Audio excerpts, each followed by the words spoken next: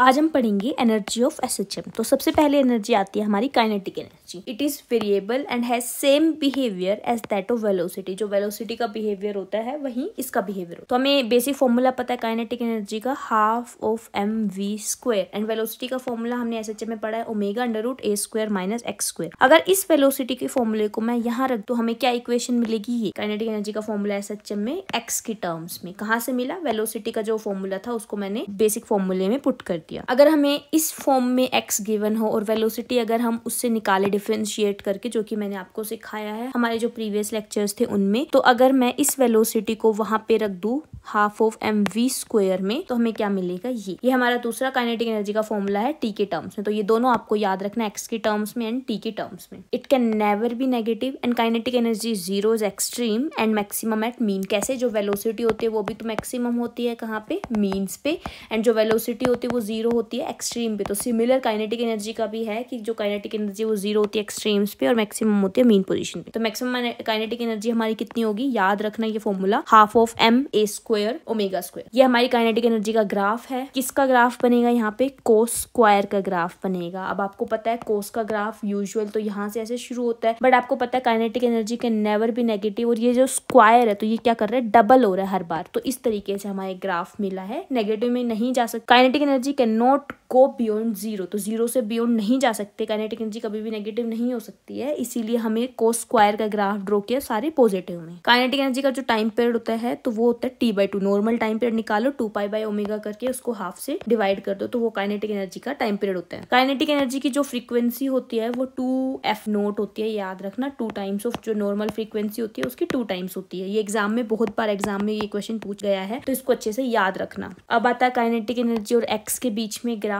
तो kinetic energy और x के बीच में ग्राफ इस तरीके से बनता है। ये मैक्सिमम काइनेटिक एनर्जी और ये मिनिमम, जो एक्सट्रीम पे होती है वो मिनिमम होती है, और ये मीन पोजीशन पे जो कि मैक्सिमम है। और ये देखो मीन तक आते आते ये जीरो हो गई है। कंप्लीट काइनेटिक एनर्जी का ग्राफ ऐसा होता है। बाउल को अगर हम उल्टा प्लेस कर दे तो इस तरीके से दिखता है। तो ये भी प्रीवियस ईयर में पूछा गया है बहुत बार, तो इसे भी आपको याद रखना है। अब आते हैं क्वेश्चंस के ऊपर। तो सबसे पहला क्वेश्चन है ये आपको एक इक्वेशन दे रखी है, मास दे रखा है, जो y है वो सेंटीमीटर में है, और आपको मैक्सिमम काइनेटिक एनर्जी निकालनी है। मैक्सिमम काइनेटिक एनर्जी के लिए आपको क्या वी मैक्स चाहिए होगा? तो वी मैक्स का फॉर्मूला क्या होता है? ए ओमेगा। क्या फॉर्मूला है हमारा? Half of a square omega square m. Formula based है बिल्कुल। पुट करो, सारी वैल्यूज आपको दे के रखी है। ए कितना दे रखा है? 6 दे के रखा है, देखो। तो 6 का स्क्वायर, ओमेगा आपको 100 दे रखा है तो 100 का स्क्वायर, और मास आपको 1 kg दे के रखा है। इसको सोल्व करोगे आंसर 18 जूल आएगा। अगर आपका नहीं मैच कर रहा है 18, तो ये सेंटीमीटर में है तो इसको आपको मीटर में कन्वर्ट करना पड़ेगा, मीटर पर सेकंड में, तब आपका आंसर जूल में आएगा। नेक्स्ट क्वेश्चन है ये कि टोटल वाइब्रेशनल एनर्जी हमारी इतनी एक पार्टिकल की ई। तो ये बोल रहा है कि kinetic energy at half amplitude from mean position. इन्होंने टोटल वाइब्रेशनल एनर्जी, इसका मतलब क्या? तो इसका मतलब है इन्होंने काइनेटिक एनर्जी मैक्सिमम दे के रखी है। तो कभी भी बोले कि टोटल वाइब्रेशन एनर्जी, उसका मतलब होता है काइनेटिक एनर्जी मैक्सिमम। अब हमें पता है काइनेटिक एनर्जी का बेसिक फॉर्मूला क्या होता है? Half of M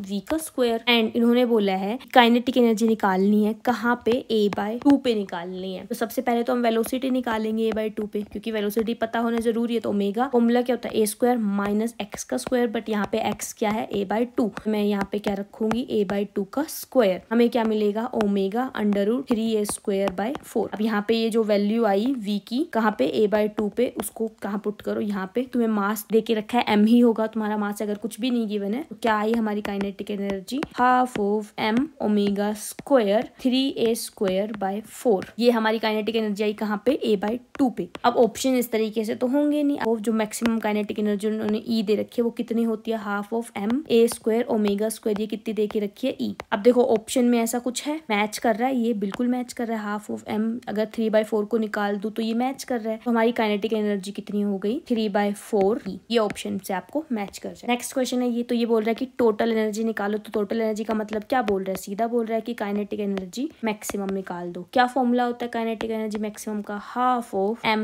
a square omega square. अब देखो सब कुछ दे के रखा है, मास आपको दे के रखा है, एम्पलीट्यूड ओमेगा आपको नहीं दे के रखा है, बट फ्रीक्वेंसी दे के रखी है। तो आपको क्या कर देना है? सीधा 2πf करके ओमेगा आ जाएगा। खुद सोल्व करना, फॉर्मूला बेस्ड क्वेश्चन है। आंसर 2 जूल आना चाहिए इसका आपका। In simple oscillating pendulum, work done by pendulum in 1 oscillation. अब ये बोल रहा है कि एक ऑसिलेशन में कितना वर्क डन करेगा। अब आपको पता है वर्क डन क्या होता है? Change in kinetic energy. नहीं पता है तो इसको याद कर लो। एक पेंडुलम है वो मूव कर रहा है, मान लेते हैं कि ये मीन पोजीशन से शुरू किया जहाँ यहाँ पे उसकी काइनेटिक एनर्जी क्या थी, मैक्सिमम। फिर ये एक्सट्रीम पे गया, फिर मीन पे आया, फिर लेफ्ट एक्सट्रीम पे गया, फिर वापस यहाँ पे आ गया मीन पोजीशन पे, तब भी इसकी काइनेटिक एनर्जी क्या रही, मैक्सिमम। तो हमें काइनेटिक एनर्जी का चेंज कितना आया, के फाइनल माइनस के इनिशियल, के मैक्स माइनस के मैक्स। आंसर कितना आ गया, क्या आंसर हमारा 0 आ गया सीधा सीधा। वर्क डन कितना हो गया यहाँ पे 0। तो ये आपको याद रखना है कि work done by pendulum in one oscillation will be 0। आज के लिए इतना ही, इसको अच्छे से जाके पढ़ो क्योंकि अगले पार्ट में हम इसकी पोटेंशियल एनर्जी करेंगे जो कि सेम काइनेटिक एनर्जी जैसी होती है। अगर आपको ये अच्छे से आता होगा तो उसको समझने में आपको प्रॉब्लम नहीं होगी। Thank you.